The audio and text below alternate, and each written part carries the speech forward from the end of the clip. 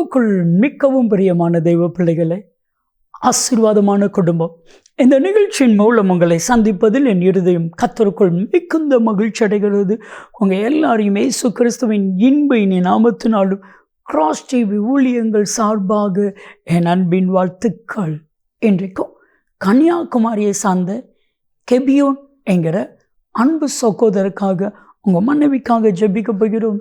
திருமணமாகி 2 ஆண்டுகளாகிறது.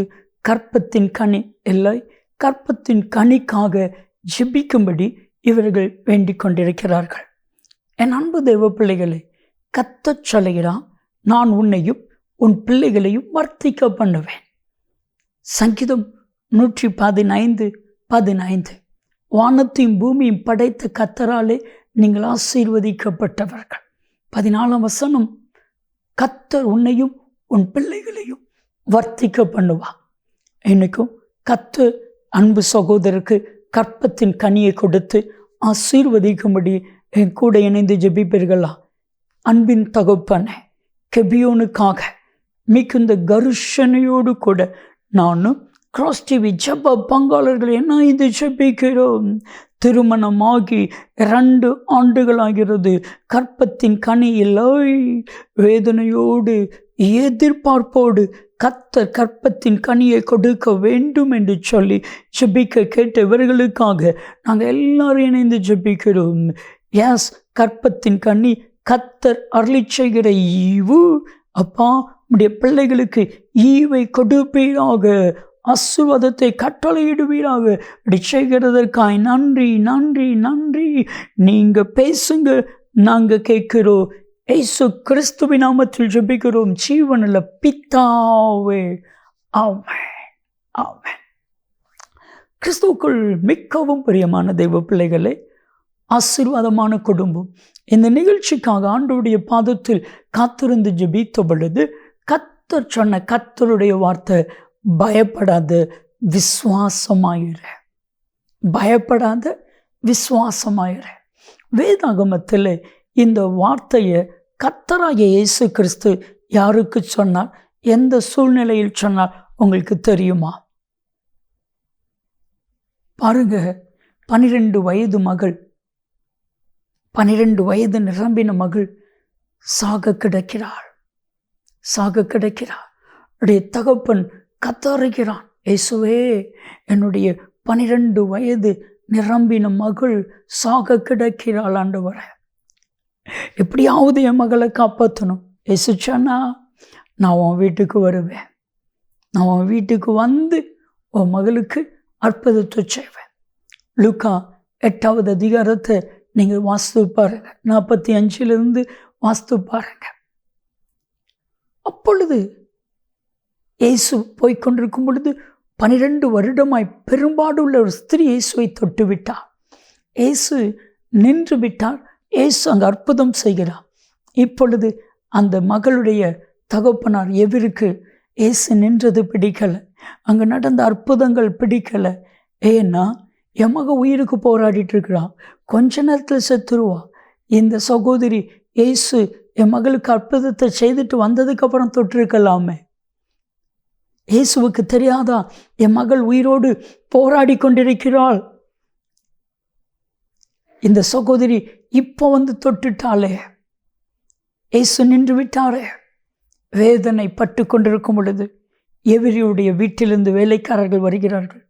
போதகரை வருத்தப்படுத்த வேண்டாம், எல்லாம் முடிந்து விட்டது, உங்கள் மகள் மறித்து விட்டார், இனி போதகர் வீட்டுக்கு வர வேண்டிய அவசியம் இல்லை. இவருடைய இருதயம் அப்படியே உடைகிறது. இவர் இப்போ மக கிட்ட இல்லை, ரோட்டில் நிற்கிறான்.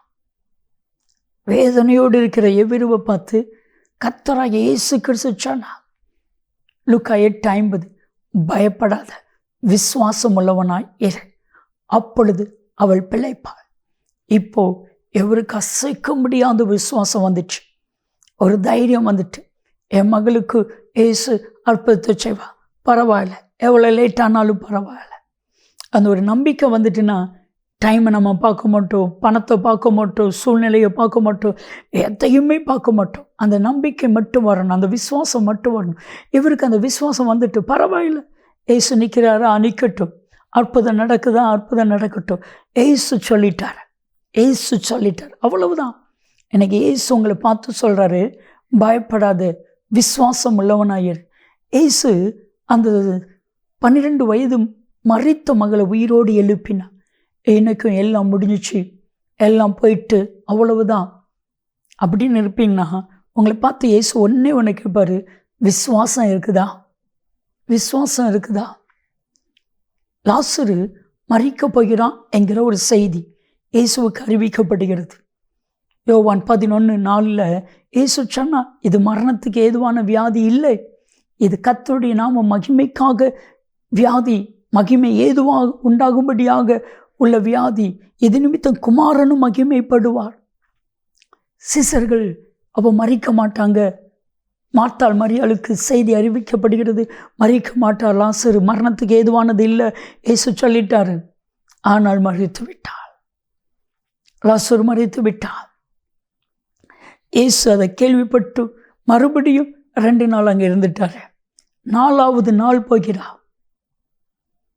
மார்த்தாள் மரியாள் ரோட்டுக்கு ஓடி வந்துட்டாங்க. ஒரே ஒரு வார்த்தை, நீர் இங்கே இருந்தால் என் சகோதரன் மரித்திருக்க மாட்டான். அவங்களுடைய நம்பிக்கை, அவங்களுடைய விசுவாசம் அது. இயேசு மட்டும் இருந்திருந்தா என் சகோதரன் மரிச்சிருக்க மாட்டான். இப்போ இயேசு அவங்கள்ட்ட ஒரு சொல்லணும்னு விரும்புகிறார்.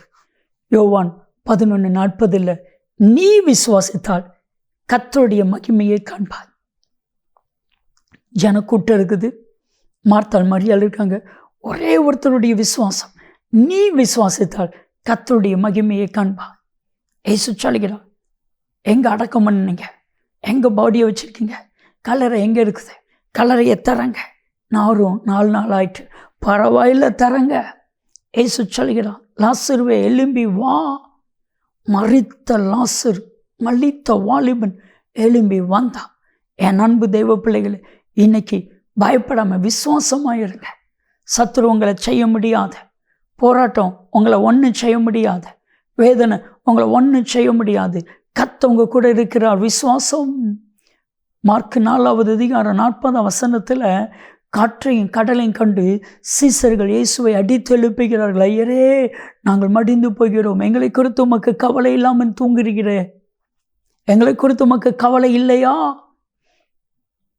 இயேசு எழும்பினார், காற்றை அதட்டினார், கடலை இறையாதே என்று சொன்னார். இயேசு சீசர்களை பார்த்து சொன்னார், மார்க் 4:40 ஏன் இப்படி பயப்பட்டீர்கள், ஏன் விசுவாசம் இல்லாமல் போயிடுச்சு? நானும் உங்கள் படகுல தானே இருக்கிறேன், நான் சர்வ வல்லமையில தேவனாகிய கர்த்தரா என்ன உங்கள் படகுல தானே இருக்கிறேன். அந்த படகு முங்கிச்சுன்னா நானும் சாகணுமே, ஏன் உங்களுக்கு அந்த விசுவாசம் இல்லாமல் போயிடுச்சு? கர்த்தர் என் கூட இருக்கிறார், என்னவும் பண்ண முடியாது. எனக்கு ஒரே ஒரு வார்த்தை, பயப்படாத மகனே, பயப்படாத மகளே, விசுவாசமாயிர, அற்புதத்தை இயேசு செய்வான். என் கூட இணைந்து ஜெபிப்பீர்களா? ஜெபிக்கலாமா? அன்பின் தகப்பனே, யார் யாரெல்லாம் பயத்தோடு, வேதனையோடு, பலவீனத்தோடு, கவலையோடு, கண்ணீரோடு, நிந்தையோடு இருக்கிறாங்களோ, அத்தனைவருடைய நிந்தை, பயம், கலக்கம் எல்லாம் மாறட்டும், எல்லாம் மாறட்டும். Yes lord. அப்பா, இவர்கள் பயப்படாம விசுவாசமா இருக்கிற ஒரு விசுவாசத்தை கர்த்தர் கட்டளையிடுவீராக. யோவான் 11:40 உம்முடைய மகிமையை இவர்கள் ஒவ்வொரு காணணும். விசுவாசிங்க, கர்த்தர் உங்களை காண பண்ண போகிறார். இதை பார்த்து கொண்டிருக்கிற உங்களுக்கும் அவருடைய மகிமையை விளங்க பண்ணுவேன் என்று கர்த்தர் வாக்கு கொடுக்கிறார். அப்பா, நீர் செய்தால் உங்கள் ஆளுகை ஒப்பு கொடுக்கிற நாமத்தில் ஆமென். நன்மையும் கிருபையும் ஆசீர்வாதங்களும் நிச்சயமாக உங்களை தொடரும். ஆமென், ஆமென்.